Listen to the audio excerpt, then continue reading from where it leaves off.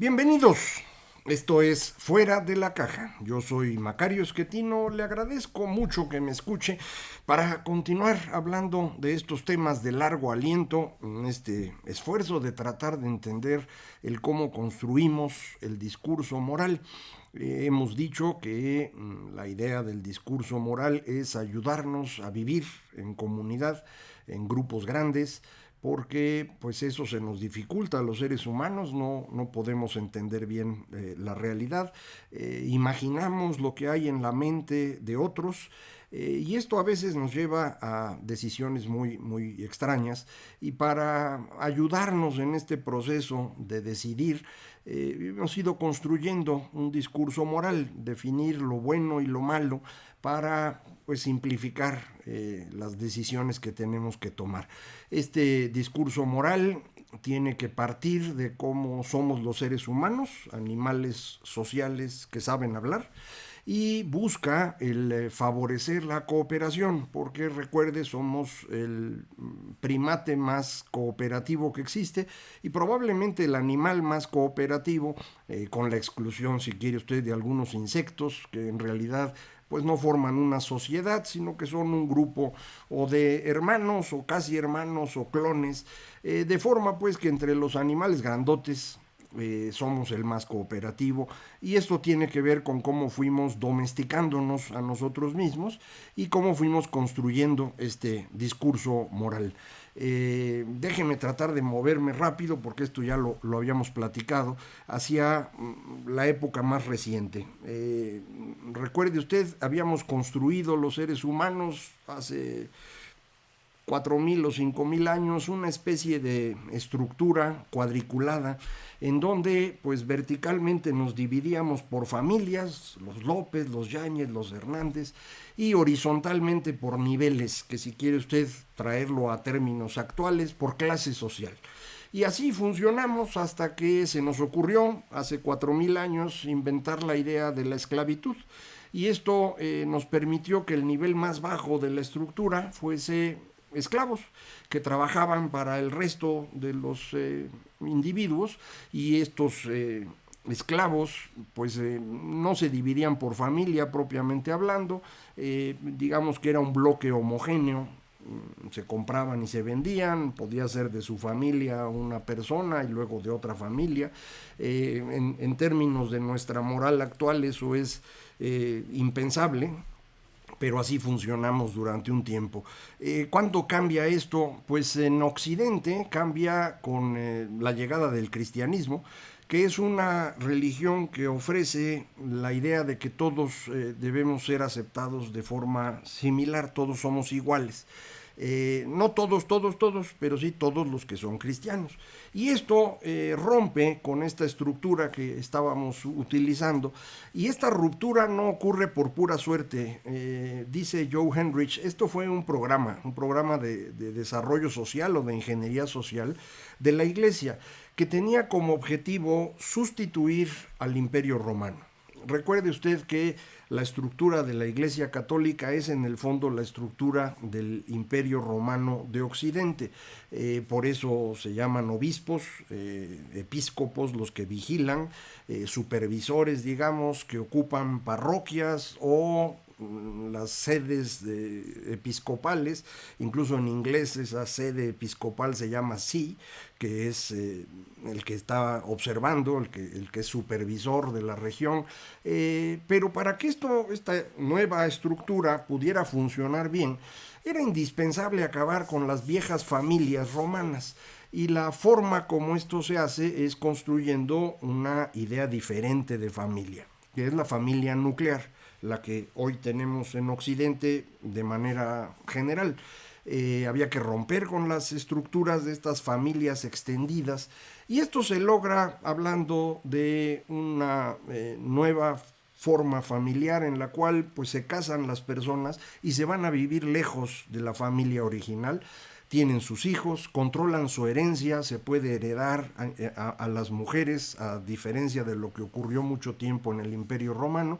Se evita que haya casamientos entre primos, por ejemplo, con la viuda del hermano, cosa perfectamente normal en las sociedades distintas a la cristiana, aun cuando la idea del incesto parece ser un universal humano y nos parece repugnante. No debe haber relaciones sexuales entre padres, hijos, hermanos. La extensión de este concepto a los primos, a las viudas o viudos cercanos, eso es una idea cristiana y sirve para romper con la estructura familiar del Imperio Romano. Al romper esta estructura familiar, lo que vamos a construir es una estructura que ya no es cuadriculada, ya no son familias de manera vertical y niveles, digamos, de forma horizontal, sino que únicamente quedan los niveles. Las familias desaparecen. No es que desaparezca la familia, desaparecen en términos de la estructura social. Ya no nos organizamos por los López, los Yáñez y los Hernández, sino pues hay los que tienen propiedades, los aristócratas, los que se ganan la vida haciendo un trabajo manual y los que trabajan en las tierras de los aristócratas. Estos tres niveles es como va a funcionar en esencia Europa durante pues casi 10 siglos, hasta que viene con las nuevas ideas diseminadas por la imprenta, viene la discusión de, bueno, ¿cuál es la forma adecuada de entender a Dios? Nos enfrentamos en las guerras religiosas y esto pues acaba destruyendo esta estructura para darnos como resultado una estructura muy parecida, pero en la cual el segmento medio es el más grande. Los aristócratas se van haciendo chiquitos hasta que, comentábamos, la Primera Guerra Mundial los desaparece por completo. La parte de en medio, los artesanos, la gente que vive en ciudades se vuelve cada vez más importante y los campesinos, los peones, los que trabajaban con las tierras de estas aristócratas, pues también se hacen cada vez menos importantes en términos políticos. Ese proceso es el que deberíamos llamar capitalismo, porque es el momento en el cual rompemos con la estructura tradicional de la economía humana, en la cual vivíamos de la producción agrícola o agropecuaria, y nos movemos a una producción centrada en las ciudades, que tiene que ver con el uso de herramientas y capital humano para producir cada vez más riqueza. Esto es lo que logramos en los últimos 500 años en particular. Viene desde antes, pero es cuando da, digamos, el gran movimiento. Esto nos lleva a una forma de vida diferente a la anterior. Si yo ya no vivo dentro de una familia extendida, sino nada más con mis padres y hermanos y después con mi esposa y mis hijos, pues yo no tengo por qué tener una gran lealtad para esta familia extendida. ¿A qué le puedo tener lealtad? ¿Con quién puedo colaborar? Bueno, pues para eso inventamos la idea de los ciudadanos, con la gente que es como yo, los ciudadanos de mi ciudad, los ciudadanos a partir de mediados del siglo XVII de mi nación, y con ellos voy a intercambiar, voy a cooperar, y si llegamos a tener un conflicto acerca de lo que produjimos y cómo se dividió, pues este conflicto se va a resolver a través de la nación, a través de las leyes. Lo mismo va a ocurrir en el intercambio. Si yo voy a intercambiar con otras personas, pueden ser los mismos ciudadanos cercanos a mí, pero pueden ser otros. Mientras sea intercambio no hay problema. Ahí el problema puede ocurrir cuando yo intercambio una cosa que realmente no era mía. Este es el problema del que habíamos hablado ya. ¿Cómo se resuelve? También con leyes. Esto es una idea totalmente moderna, y por moderna quiero decir del siglo XVII para acá, fundamentalmente desarrollada después del siglo XVIII, siglo XIX, XX, hasta el día de hoy. Bueno, eso lo vamos a platicar después. Vamos a tener nuestras relaciones con los demás basado en la confianza propia de la ciudadanía de una nación, que cuando llega a tener un conflicto se va a las cortes y ahí se resuelve. Esto no necesariamente es general, esto es, digamos, el núcleo de la idea occidental. Lo puede usted ver funcionando muy bien en una buena parte de Europa, en Estados Unidos, pero cuando llega usted a América Latina no lo ve funcionar igual de bien. ¿Se acuerda que aquí el Estado de Derecho no se nos da? ¿Qué quiere decir eso?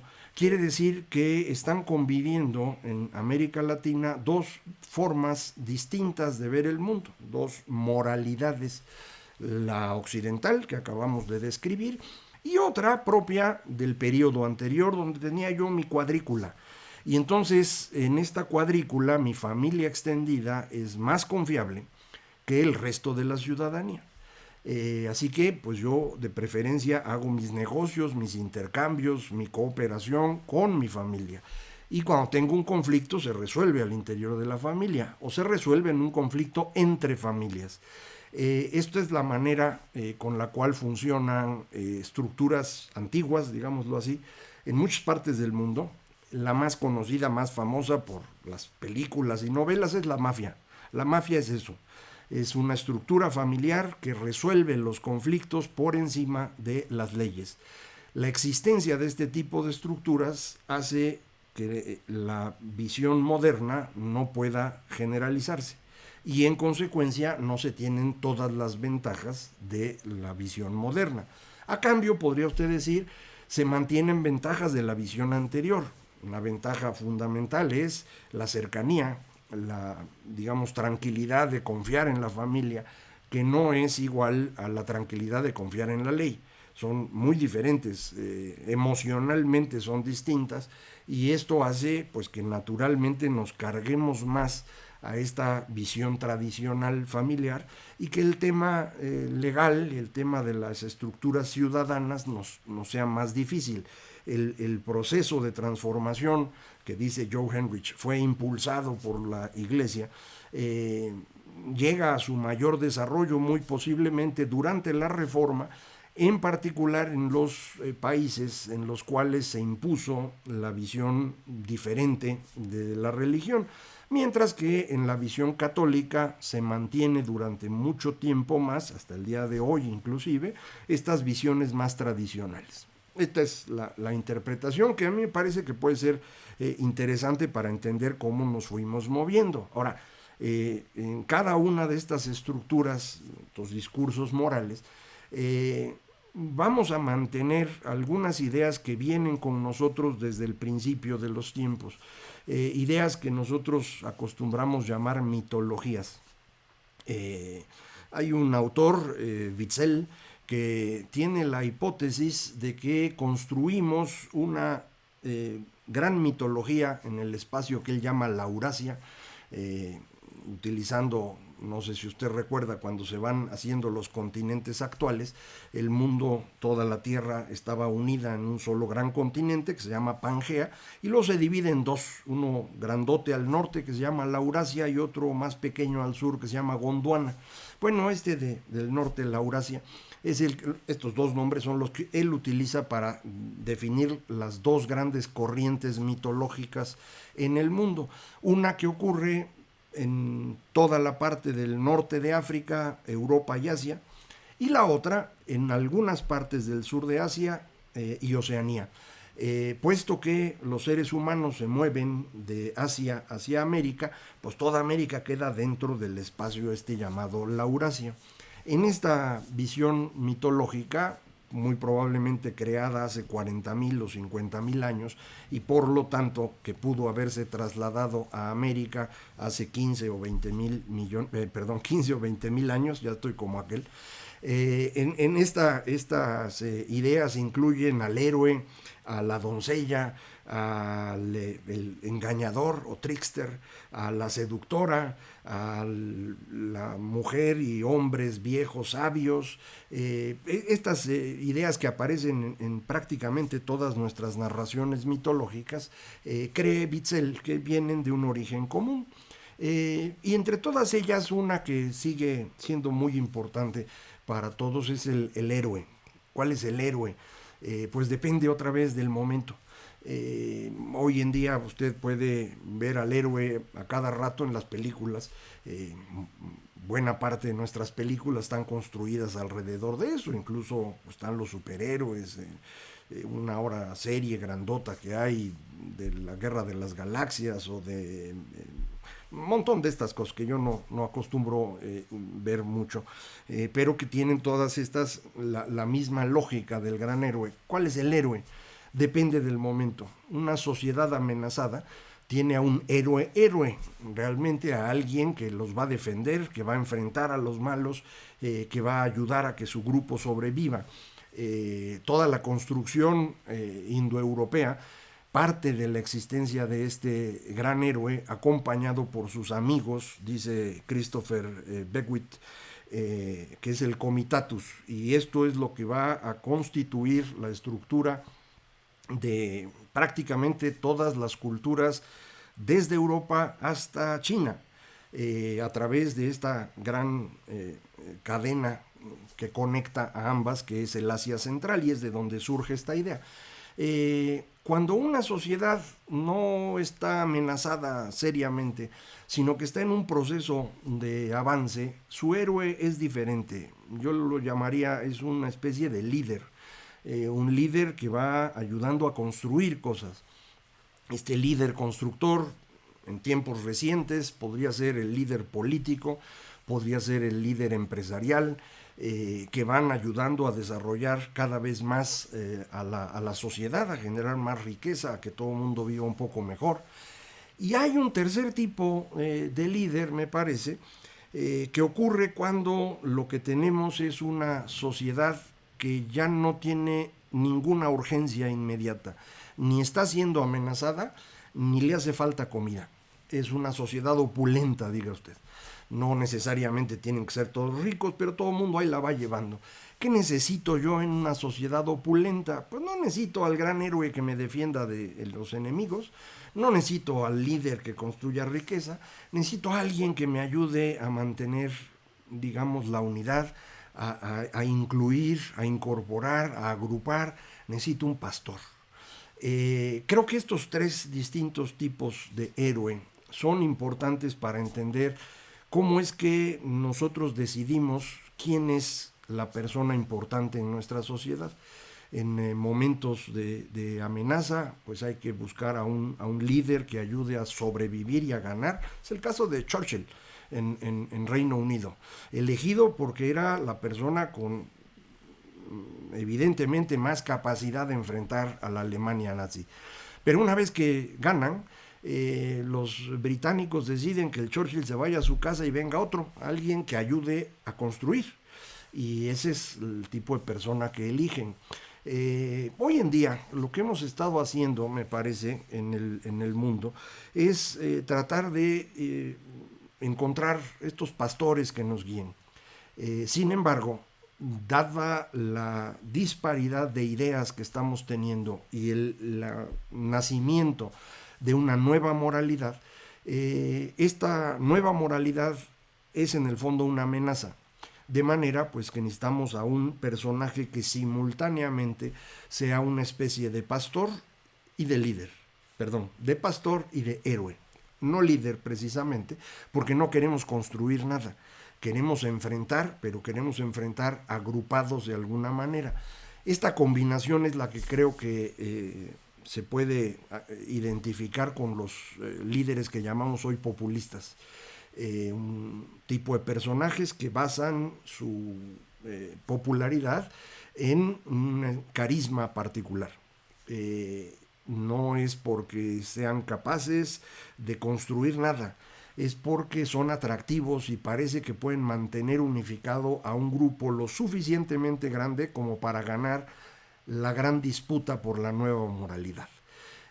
¿Cómo es esta nueva moralidad? ¿En qué se diferencia de la anterior?